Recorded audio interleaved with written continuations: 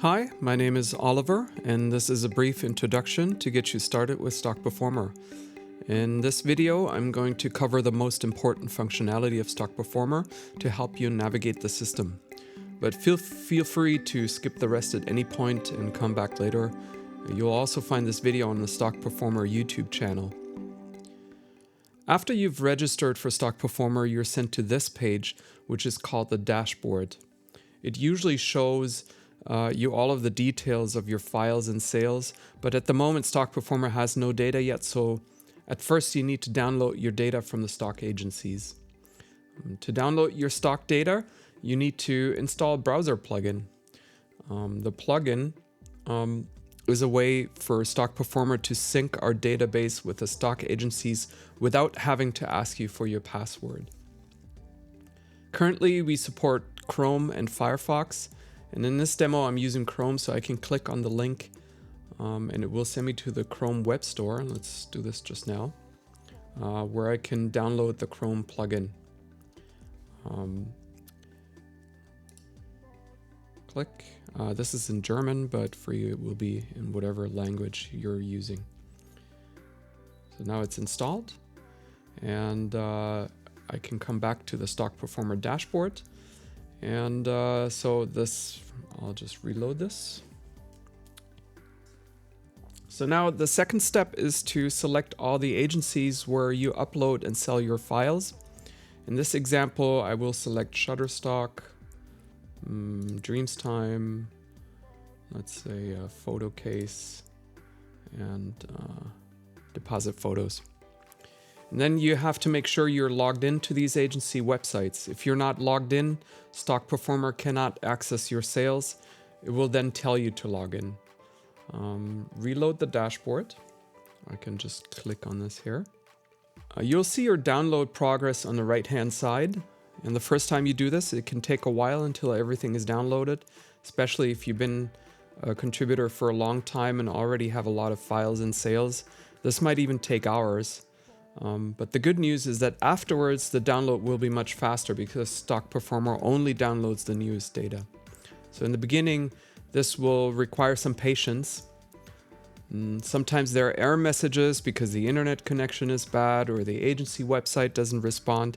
You can then try again, but in any case, if your data is incomplete or something doesn't work like you expect, please always contact us by either sending an email to info@stockperformer.com or using the feedback form, which you'll find at the top of the page, right here.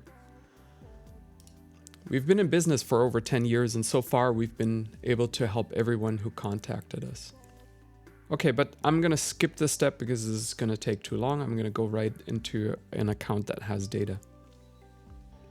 So once there is data in your account, it will appear on the dashboard. In the beginning, you might see a lot of files saying image being retrieved. This means that the system is still downloading the thumbnails for your files. If you have a lot of files, this can again take a while, but the thumbnails will start showing up eventually.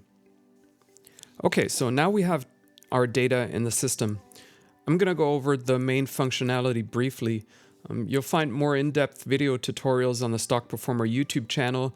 Make sure to check them out. On the dashboard, you'll find your most recent sales at the top. It's great to see how much money you just made. I should note that if you contribute exclusively to iStock or to Getty, they report their sales about a month later. So for these agencies, you won't see the sales for the last few days like for the other agencies. When you scroll down, you'll find an overview of the current situation, your sales today, this month, this year, and all time. And further down, there are daily charts at the bottom. And there is an all-time monthly chart. In all charts, the blue bars represent revenue, which is the money you make, and the red lines represent the number of downloads or sales that you had. At the bottom, the gray bars are the number of files you uploaded. In some charts, you can also click on the gray triangle, which will show you the cumulative number of files you uploaded. In this example, I've uploaded, let's see, 25,000 files so far. This also gives you an idea of your RPI, your revenue per image. If the bars are about the same as your total file count, you have an RPI of $1. Here at the moment, it's about maybe 50 cents approximately. And almost everything is clickable. If you click on a month in a chart, it will lead you to that month's statistics. Or if you click on a thumbnail, it will show you that information about that file. So, but for now, let's click on the year-to-date box, for example. As I'm recording this video, it's March 2022, but let's choose any year, say 2018. On the 2018 page, you'll see the money you've made in 2018, the number of sales you had, and the number of files you uploaded. And further down, you'll see this broken down by agency. I should mention that if you upload the same file to multiple agencies, that's counted as one file, but multiple uploads. And RPIM stands for revenue per image per month. It's an average of the RPI for each month. That's usually easier to compare than just RPI because older files will obviously accumulate more sales over time than newer files. And RPD stands for revenue per download. It's simply the money you earned divided by the number of sales you had. For more details, you can always choose an agency. Let's go do that. Agency links are at the top. Let's pick Shutterstock, for example. Here, you'll see even more breakdowns like how much you earned selling photos versus selling videos, or how much you earned with subscriptions compared to on-demand downloads. And when you scroll down, you'll find the top sales for that year. Let's do that just now. Sorted by either revenue or downloads. Every time you hover over a file, it will give you more information about that file. And if you hold the Shift key while you hover, I will just do that now, it will show you a larger version of that file. And that's useful if the thumbnails sometimes appear very small. You can also see the individual sales of 2018 on Shutterstock or the files you uploaded in 2018. Let's do the sales now. These are individual sales, and you click on uploads, you'll see the files that you uploaded in 2018. Most of the tables in Stock Performer can be sorted by any column. For example, if you want to see the file with the highest revenue per download, just click on RPD and it will sort it by RPD. So click on a month in a chart and it will go to that month's page. It's very similar to the year view. You can even go further down and click on a day in a chart and you'll see all the sales on that specific day. At the top of any page, there's a shortcut to get to Anytime View. Click on Go to Date and select a year, a month, or a day even. Then click the arrow button to go to that day's or to that time's statistics page. If you want to find specific files, you can use the search box. You can enter a file ID directly if you know it, or you enter a keyword, say bird, for example. It will show you a list of the files with the keyword bird. Try adding more keywords for that file using the plus sign, for example, darkness.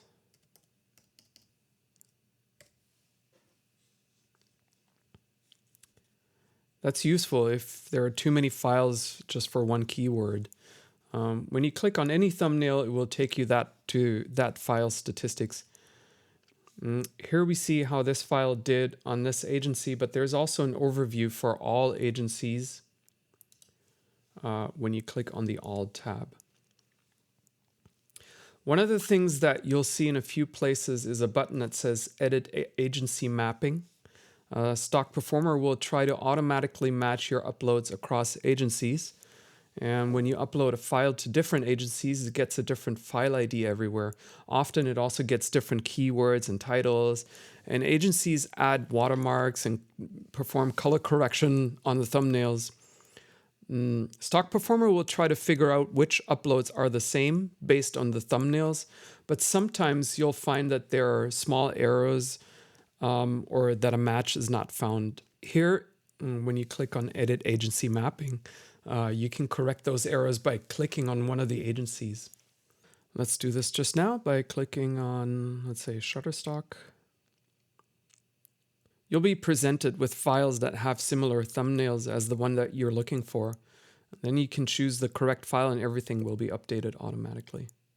In this case, it was already correct, so there was nothing to change. I'll just click the same image here. You can also review all the latest files by going directly to the agency matching page. You'll find a more detailed description of this page on our YouTube channel. Let's go and see our top sellers. Here you'll find your best-selling files on a month-by-month basis.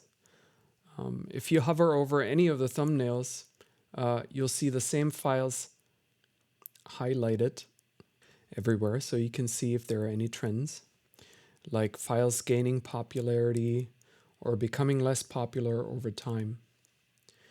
There are also per week and per quarter and per year views. And of course, you can see your all-time bestsellers. The first image is the one that made you the most money across the board. Of course, you can again choose an agency just to see that agency's top sale. Let's pick one. You can sort by downloads instead of revenue. Yeah, that's sometimes more relevant if you're trying to judge a file's popularity, because a file can appear in the top 10 if it had only one big sale, but it doesn't mean that it's the most popular file. And by the way, it's not just the top 10 you can see. If you click on one of the arrows in the left corner, you can go all the way to the top 200. Also, you can slice the top sales even more by clicking on, for example, file type. Now we see Adobe Stock top videos or the top photos. If you click on upload year, you can see the performance of the files which you produced in a given year. It's easy to see the files that have a certain lifetime. They often peak around 1 or 2 years in and then become less and less popular. It can be a signal for you to maybe produce these images again in a more modern setting or style. Finally, here's a quick introduction to Stock Performer's most powerful tool, the collections. There is a lot more to collections that I can cover in this video, so check out the detailed collections tutorial on our YouTube channel. But here's a brief introduction. So what are collections? Well, collections are a way of grouping different files together any way you wish. Most Stock Performer customers will use it to track their productions, but also to analyze themes, keywords, and trends. Even models or locations can be analyzed this way. It's the best method to find out what works and what doesn't. If you can determine what your strengths are and what the market wants, that's where you can double down and significantly increase your income. So it's no surprise that our top contributors use collections extensively. To get you started, if you already have created collections on the agency websites, for example, image sets on Shutterstock or boards on iStock, you can download them into Stock Performer by clicking on the Download from Agencies button. Or you create them yourself inside Stock Performer. Click on Create New Collection and enter a name for it. For example, let's say 2017 files. We want a collection with all the files uploaded in 2017. Click on the calendar icon and choose 2017. You'll find the 2017 files on the right-hand side. And that's it. Now we just click Save and then View Collection Stats. And there you go. All the information about your 2017 files.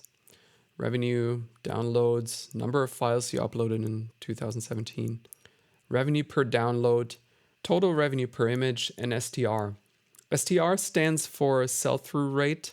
It's the number of files in this collection that have had at least one sale. There's a chart for this collection, and there are all kinds of breakdowns.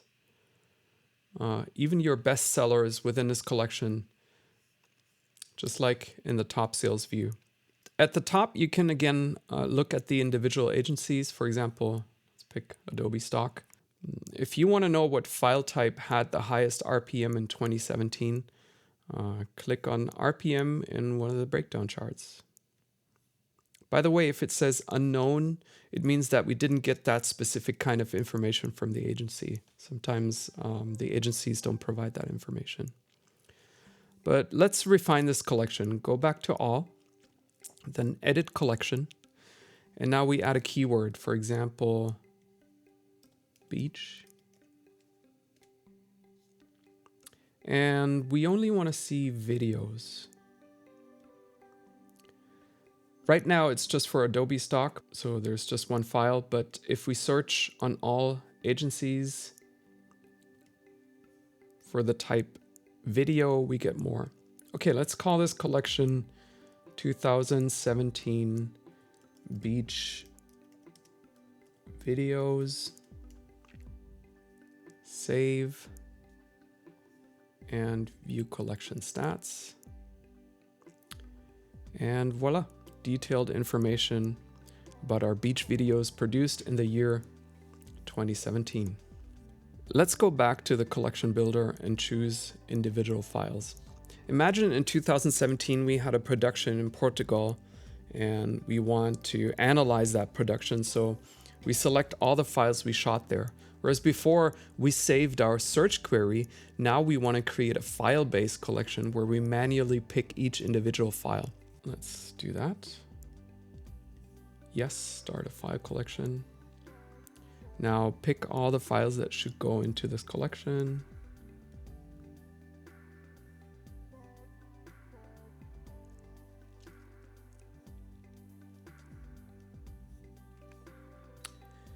And rename this collection to shoot :